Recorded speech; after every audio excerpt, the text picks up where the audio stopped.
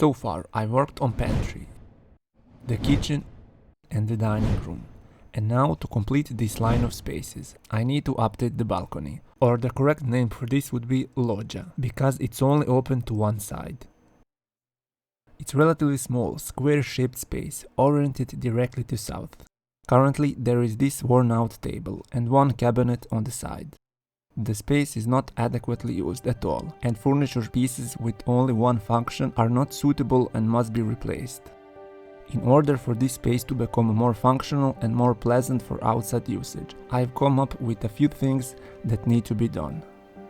Inner side of door is black, you've already seen that, but outer side will remain white and I just need to refresh it. This space is dominated by brick and concrete, so I would like to warm it up a little bit with wood flooring in the form of ready-made panels for easy and quick installation.